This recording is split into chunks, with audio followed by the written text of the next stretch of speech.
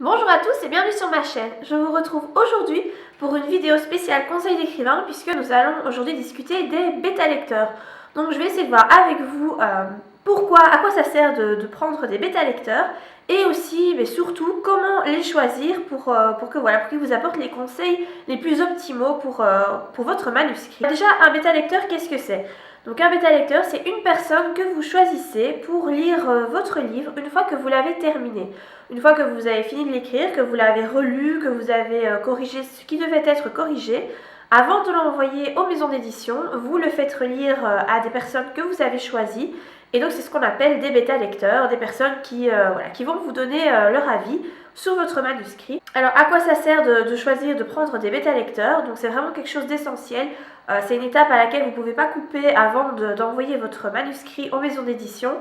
Alors vous devez les choisir déjà parce qu'ils vont pouvoir vérifier l'orthographe, donc corriger les éventuelles erreurs qui auraient pu se glisser dans votre manuscrit, parce que même si vous êtes très doué en orthographe, vous avez beau lire et relire votre manuscrit, il y en a toujours qui finissent par passer à la trappe.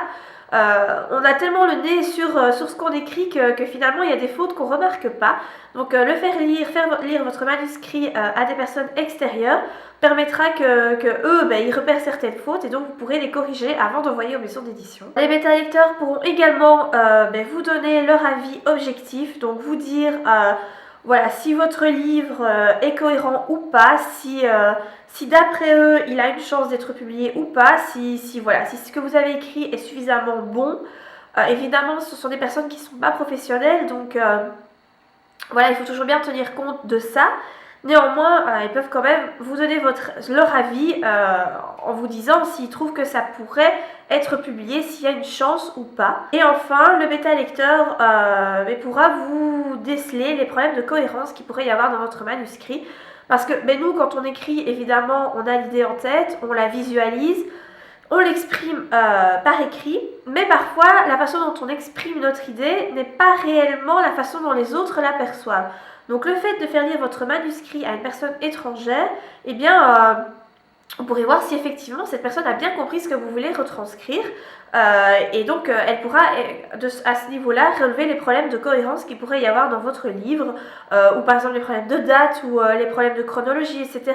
Ce sont des choses qu'en tant qu'auteur, parfois on ne remarque pas spécialement parce qu'on est vraiment tellement ancré dans notre histoire que on remarque pas ces petits détails, mais le fait de faire lire notre histoire à quelqu'un d'extérieur permettra de relever ces petites incohérences qui pourraient nous porter préjudice auprès d'une maison d'édition. Alors j'en viens maintenant à comment choisir des bêta-lecteurs les plus optimaux pour vous.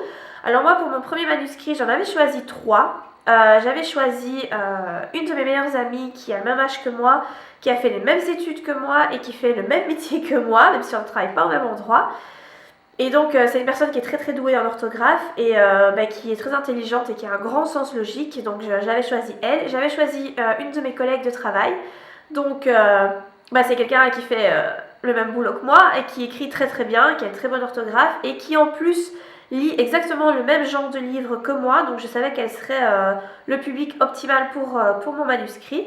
Et enfin la troisième personne que j'ai choisie, c'est mon mari.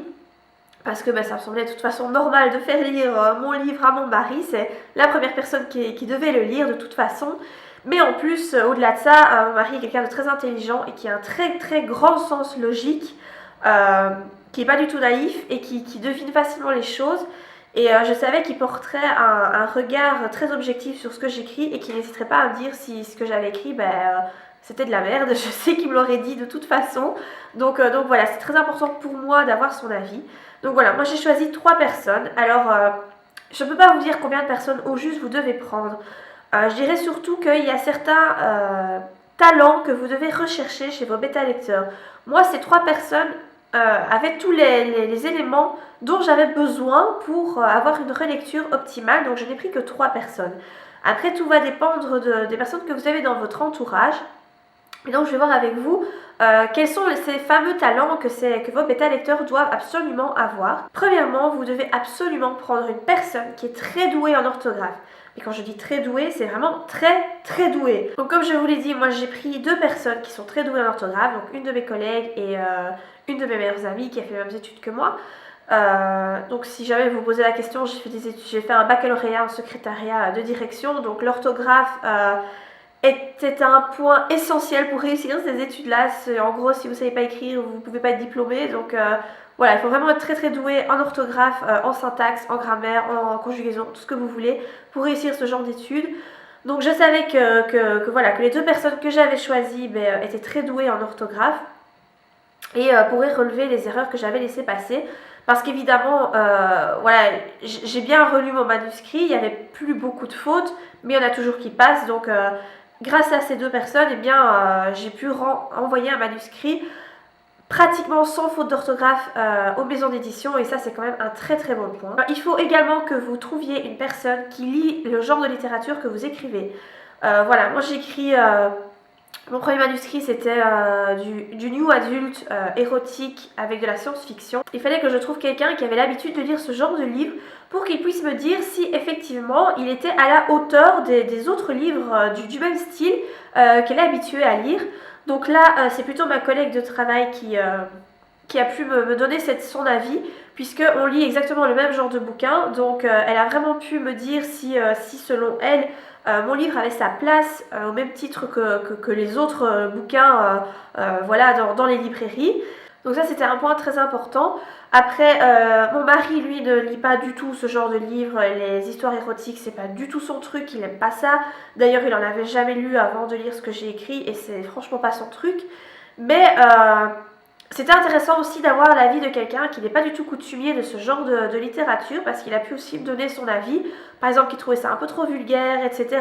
Ça m'a permis quand même de me remettre en question et de réfléchir si effectivement certains passages étaient utiles ou non. Alors il faut absolument également que vous vous entouriez d'une personne qui a un très très bon sens logique, afin de pouvoir relever les grosses incohérences de votre histoire. Donc là, moi c'est surtout mon mari qui a joué ce rôle-là, puisque il a l'art de mettre le doigt sur ce qui va pas et sur ce qui est pas très logique. Il va vraiment chercher dans le détail, il va chercher la petite bête.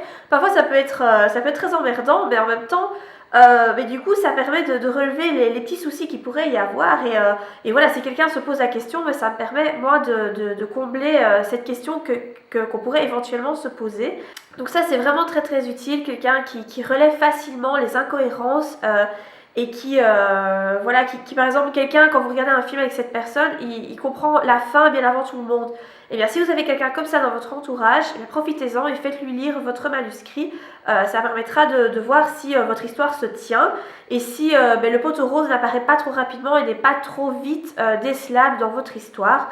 Donc voilà, ça c'est aussi quelqu'un de très très utile pour vous. De toute façon, dans tous les bêta-lecteurs que vous allez choisir, il faut absolument que vous preniez des personnes qui n'hésiteront pas à vous dire leur façon de penser.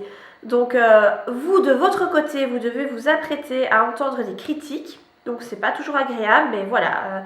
Vous faites relire votre manuscrit, attendez-vous à recevoir des critiques qui vous feront peut-être pas spécialement plaisir, mais c'est pour votre bien, c'est ce qu'il faut se dire. Donc il ne faut pas hésiter à prendre des gens qui seront directs avec vous.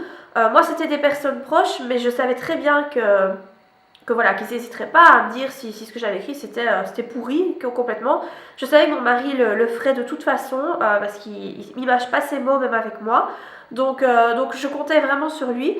Après, les deux autres personnes, donc ma collègue et mon ami, je leur avais bien dit que je ne serais pas vexée, que je voulais vraiment avoir leur avis objectif, et que même si elles trouvaient que c'était merdique, eh bien je voulais qu'elles me le disent, parce que j'avais pas envie d'envoyer quelque chose qui était vraiment pourri et de me ridiculiser en fin de compte.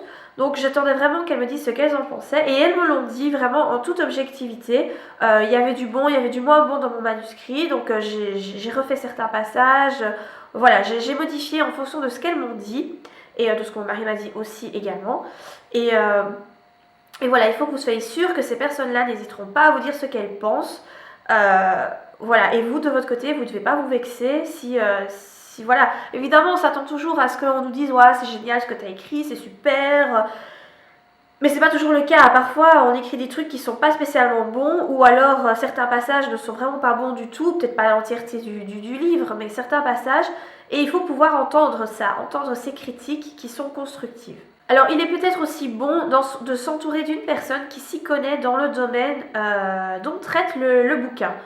Je m'explique. Si vous écrivez par exemple un roman psychologique qui se déroule dans un asile psychiatrique ou quelque chose dans ce style-là, ben, ça peut être pas mal de faire relire votre livre à un psychologue ou un psychiatre parce que il fait partie du milieu et donc il pourra déceler les incohérences dans votre manuscrit. Ça peut pas s'appliquer à tout le monde. Voilà, moi, mon premier livre, c'est un livre de science-fiction, donc j'ai inventé un pays, j'ai inventé une race d'humains, enfin voilà, j'ai inventé plein de choses. Donc là, ben, forcément, il n'y a personne qui s'y connaît dans ce domaine-là, puisque c'est vraiment de l'invention pure. Mais si vous écrivez, ou alors une histoire avec dans la police ou dans le monde scientifique, essayez de trouver quelqu'un qui fait partie de ce monde-là en réalité, afin de pouvoir voir si ce que vous avez écrit se tient et si c'est logique tout ce que vous avez écrit. Ça peut être aussi un très bon point de prendre une personne qui fait partie du milieu dont traite votre bouquin. Je sais que certaines personnes choisissent des bêta-lecteurs qui leur sont complètement étrangères, parce qu'elles se disent que comme ça, leur avis sera beaucoup plus objectif, étant donné qu'elles ne se connaissent pas personnellement. Moi, j'aime pas trop cette façon de faire. Chacun fait comme il veut. Moi, ça me plaît pas trop. Je préfère prendre des gens que je connais parce que du coup, je connais leur capacité, je connais leur talent. Je sais qui prendre pour l'orthographe, qui prendre pour la logique, qui prendre voilà, par rapport aux genres littéraires que j'écris. Je connais bien toutes ces personnes et je sais ce dont elles sont capables, je connais leurs compétences. Si vous prenez des gens extérieurs, ben vous ne les connaissez pas, donc vous ne savez pas vraiment si ça va bien écrire, vous ne savez pas quels sont leurs goûts littéraires, vous pouvez leur demander, mais vous ne les connaissez pas personnellement, donc voilà, moi je suis un peu réticente par rapport à ça, mais je sais que ça se fait, hein. Il y a des gens qui demandent à des personnes totalement inconnues, ou voilà, ou par exemple si vous écrivez sur Wattpad ou sur des plateformes communautaires, il y a des gens qui font carrément passer, je ne sais pas passer des auditions, mais qui font des appels à lecteurs et qui demandent à certaines personnes de lire leurs livres avant les autres pour voir si ça va ou pas ce qu'ils ont écrit. Moi je suis pas trop partisane de ça. Après voilà, ça c'est selon ce que vous aimez faire, selon ce que vous avez envie de faire. Mais moi je préfère prendre des gens que je connais, en qui j'ai confiance et voilà, des personnes que je sais qui pourront me donner leur avis objectif et dont je connais leur capacité et leur talent surtout. Voilà, donc je pense que j'ai un peu fait le tour de la question. J'espère que, en tout cas, que la vidéo vous aura aidé. Si vous avez des questions, n'hésitez pas à me les laisser en commentaire. J'essaierai d'y répondre du mieux que je peux. Dans tous les cas, moi j'espère que la vidéo vous a plu et je vous dis à très bientôt pour de prochaines vidéos. Bye!